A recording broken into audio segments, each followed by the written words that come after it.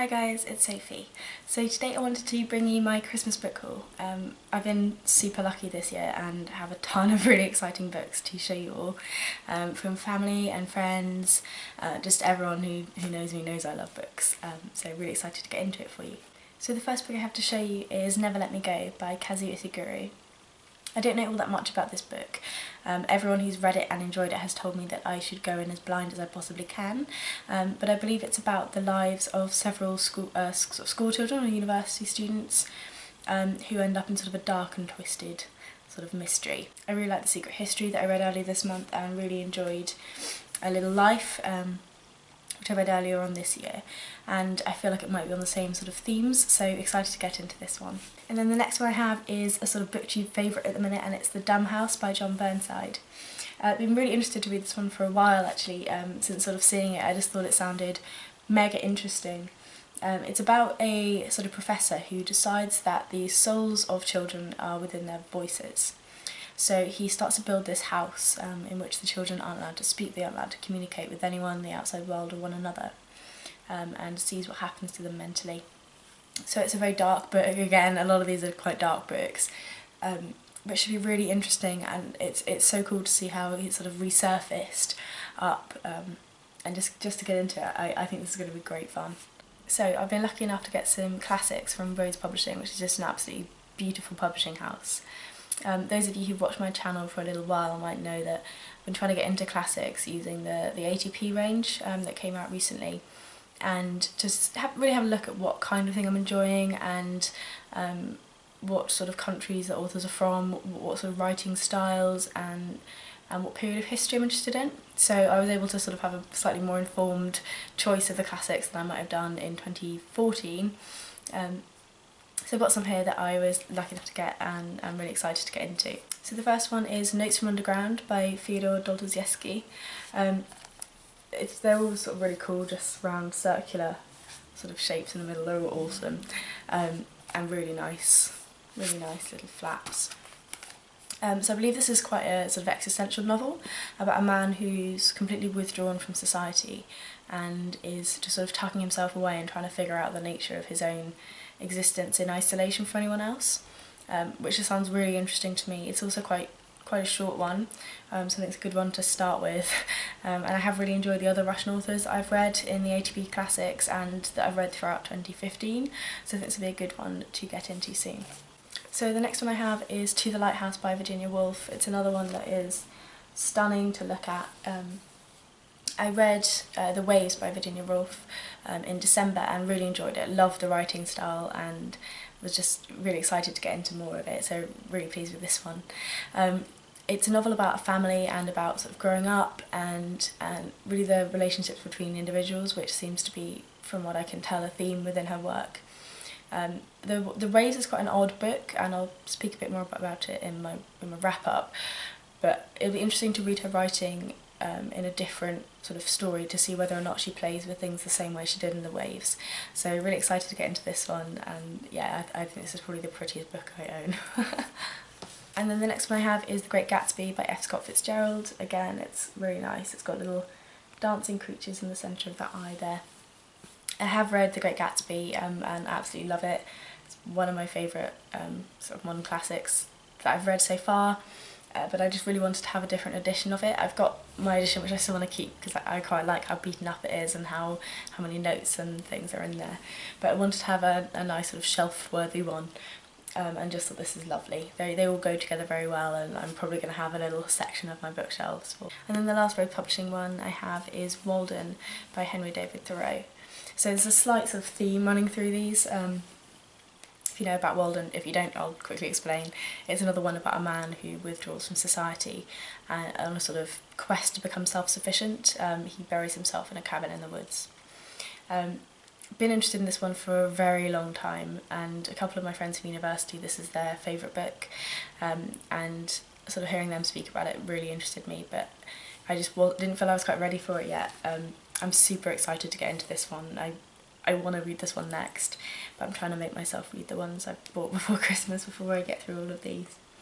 But yes, there's a bit of a theme, a little bit of a sort of pulling away from society, and the next book I'll explain a little bit more about why that theme's there. So the next one is a gorgeous book that I've already gone through once, and it's Cabin Porn. It's by a sort of group of individuals as opposed to one author, but it is collections of photographs of absolutely blooming stunning cabins and sort of homes that people have made themselves.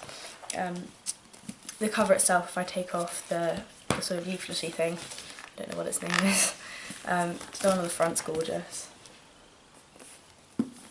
So the reason there's a sort of theme of all this sort of hiding away from the world and these sort of cabins is one of the things I would love to be able to do at some stage in my life, goodness knows when, would be to do that, would be to have a place that's just away from everything, and to just go there and do creative things and sort of, I suppose, sort of like seek myself a bit. I just think it's a really lovely idea, and in the sort of things I got this year and the things I asked for, I think that reflects that. It would be absolutely gorgeous. But Cabin Porn and Walden, I'm both really excited for, and Notes from the Underground as well. And then the next one I have is another Virginia Woolf, and that one is Orlando. Stunning edition. It's the same one as I had The Waves in, if you saw that video. I don't know too much about this one, other than it's likely to follow similar sort of trains along the other Woolf books. But yeah, it should be exciting, and I am really interested to see about her writing style. I think that's the thing that I'm most excited for with the two Woolf books I have, is sort of exploring whether or not her writing in The Waves is how she'd write throughout all of them, and also The Waves itself has quite a lot of references to her other work, so it'd be fun to pick those up and play around with sort of looking at different novels in respect to one another. So great fun. I've got loads to dig into now, so that's really exciting. And the next one I have is probably the one I'm going to read next if I lose all self-control, and that is One of Us by Asne Seierstad, I think.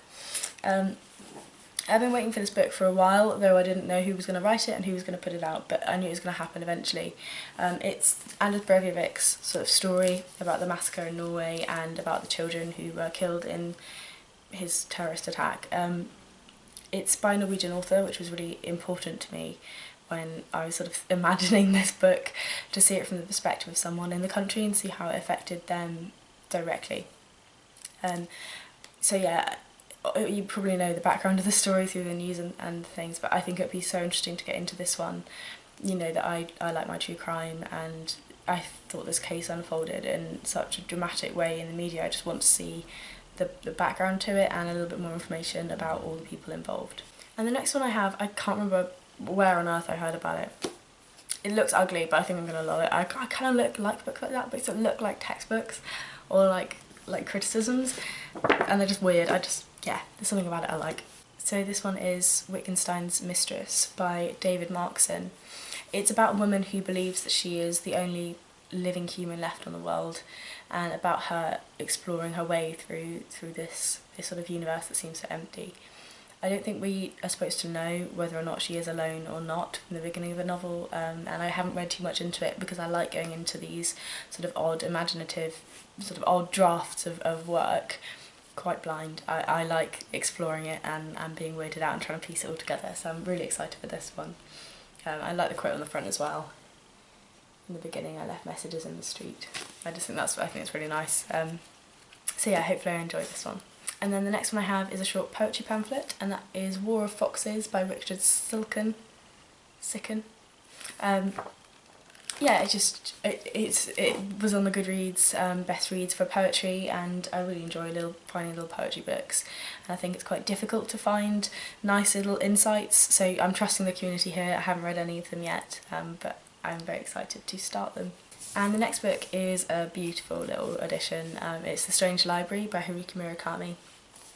So this seems like it's an illustrated novel of sorts. It's very odd, so the pages are all just very strange, but I believe the story is one story of an individual.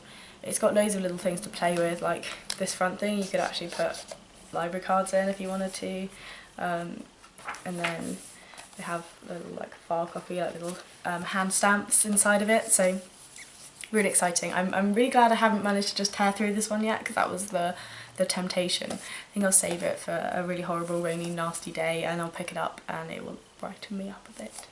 Okay, the next one I have is A Girl is a Half-Formed Thing by Eleanor McBride. This has won all of the awards. And I've heard great things about it as well in passing.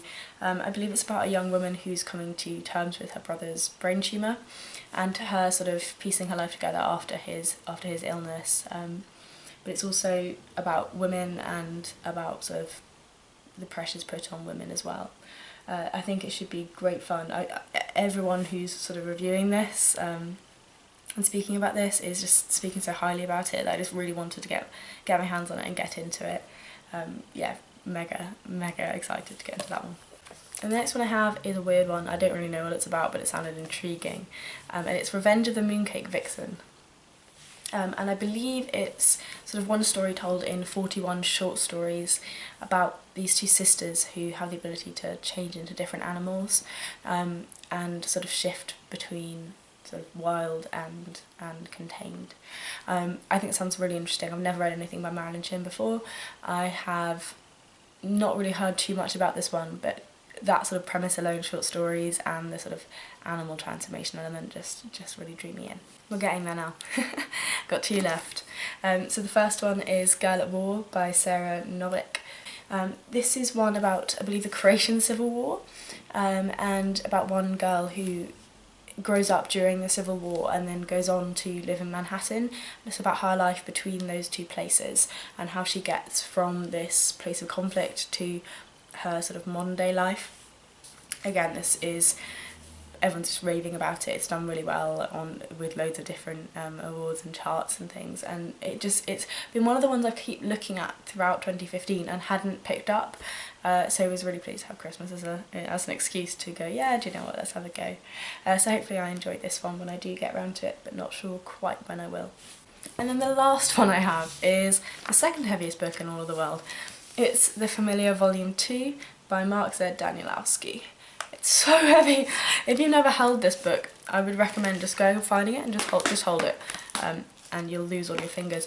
But I read The Familiar Part 1 earlier on this year, and I felt like by the end of the book I was just about understanding how to start reading the books. So hopefully with this one I have a little bit of a sort of jump start and I can get right into it. There is one more out so far, so I'll probably read this one and then grab Volume 3 as soon as I can. They aren't really about anything. It's hard to explain. So yeah, those are all the books I got for Christmas.